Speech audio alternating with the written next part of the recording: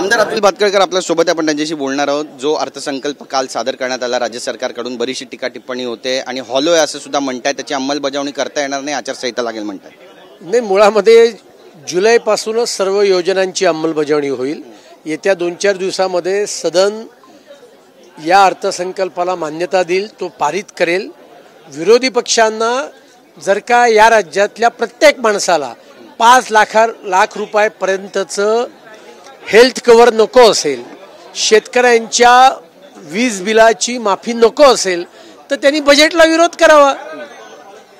पण हे सरकार शेतकरी असतील, मध्यमवर्गीय असतील, सर्वसामान्य लोक असतील, यांच्या मदतीकरता ज्या पावलं उचललेली आहेत, ज्या तरतुदी बजेटमध्ये केल्या आहेत, ते बजेट आम्ही पास करणार आणि जुलै महिन्यापासून या सर्व तरतुदींना आणि मग महिलांना 1500 रुपये देणं असेल किंवा अन्य गोष्टी असतील या अंमलात आणायला सुरुवात करणार। नक्कीच महाराष्ट्राचे मुख्यमंत्री ज्या पद्धतीने तोडक कारवाई करतायत, त्यांचे ठिकठिकाणी पोस्टर्स बॅनर्स लागले, त्यावर पण आता विरोधक टीका करू लागलेले आहेत। राज्याचे मुख्यमंत्री एकनाथ शिंदे जी आहेत, कॅबिनेटने पास केलेला त्या ठिकाणी तो अर्थसंकल्प आहे आणि त्याच्यामुळे एकनाथ शिंदेजींनी जर का स्वतः त्यांच्या चाहत्यांनी आणि महायुतीच्या कार्यकर्त्यांनी त्यांची होर्डिंग लावली तर त्यात कोणाच्या पोटात दुखण्याचं काही कारण नाहीये। शिंदेचं सरकार हे मोदी शहांचं नकली संतान आहे अशी टीका केली संजय राऊत यांनी आज।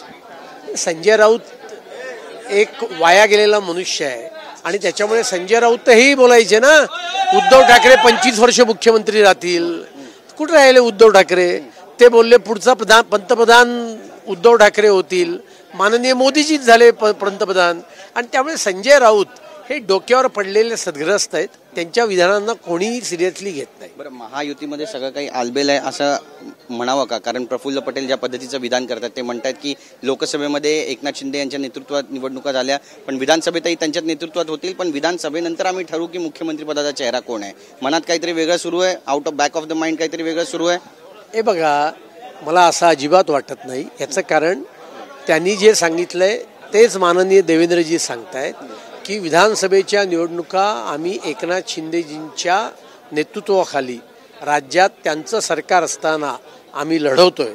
नंतर मुख्यमंत्री कोण होईल हे ठरवण्याचा अधिकार निवडून आलेल्या आमदारांचा असतो आणि त्यामुळे महायुतीच्या आमदारांची नंतर बैठक होईल आणि महायुतीच्या आमदारांमध्ये त्या ठिकाणी निर्णय केला जाईल। आम्ही काही काँग्रेसवाल्यांसारखे हुकुमशाही प्रवृत्तीची लोक नव्हेत आणि त्यामुळे हायकमांड सगळं ठरवेल अशी वृत्ती आमची नसते आणि त्याच्यामुळे आम्ही लोकशाही मार्गाने चालणारा आमचा पक्ष असतो आणि त्याच्यामुळे महायुतीचे निर्णय, महायुतीचं जे आमदार असतील, महायुतीचे जे नेते असतील, ते सगळे मिळून त्या ठिकाणी निर्णय करतात। अर्थसंकल्पावर शरद पवारांनी पण टीका केली आहे, म्हणतात की लोकसभेचा धसका घेऊन हा अर्थसंकल्प सादर केला आहे। 155 ठिकाणी ज्याप्रमाणे लोकसभेचे निकाल लागले त्याचप्रमाणे विधानसभेचे निकाल लागतील, आमचे आमदार पुढे असतील।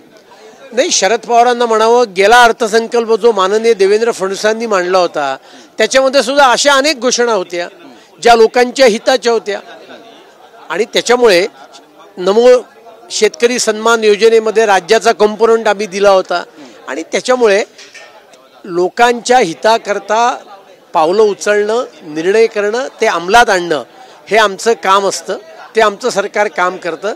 शरद पवारांना असं वाटतंय याचं कारण उद्धव ठाकरेंनी काल सांगितलेलं आहे।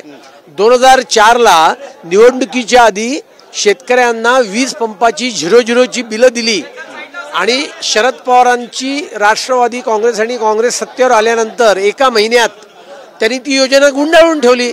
त्यामुळे शरद पवारांना खोटं बोलण्याची आणि खोटं वागण्याची सवय आहे आणि त्यामुळे अशा प्रकारचे धादांत खोटे ते आरोप करतायत। आमचं महायुतीचं सरकार आहे, बोले तैसा चाले ही आमची प्रवृत्ती। एक शेवटचा प्रश्न आहे, संजय राऊत यांनी एक महत्त्वाचं विधान केलंय, ते म्हणतात की राहुल गांधी जर पंतप्रधान पदाचा चेहरा असते तर 20 ते 25 जागा वाढल्या असत्या। म्हटलं की संजय राऊत काय म्हणतायत, मुळामध्ये राहुल गांधी पंतप्रधान पदाचे उमेदवार असते याचा अर्थ शरद पवार त्यांना नको होते हे त्यांनी मान्य केलं, हा संजय राऊतांच्या विधानाचा अर्थ आहे आणि त्यामुळे संजय राऊत हा एक डबल ढोलकीचा मनुष्य आहे। आता स्वातंत्र्यवीर सावरकरांची रोज बदनामी करणाऱ्या राहुल गांधींची पाय चाटण्याचं आणि दिल्लीश्वरांच्या त्यांच्या हायकमांडचे पाय चाटण्याचं काम संजय राऊत करतायत। कारण येणारी राज्यसभेची मुदत संपल्यानंतर काँग्रेसच्या मदतीशिवाय ते राज्यसभेवर जाणार नाहीत आणि त्याच्यामुळे त्यांची ही धडपड चालू आहे, एवढंच आहे. धन्यवाद आमच्याशी बोलल्याबद्दल. तर आपण पाहतो या ठिकाणी आपली भूमिका मांडलेली अतुल भातखळकर यांनी आणि त्यासोबतच संजय राऊत यांच्यावरती टीकास्त्र सोडलंय. कॅमेरा पर्सन योगेश गुरवसह गिरीश गायकवाड, TV9 मराठी, मुंबई.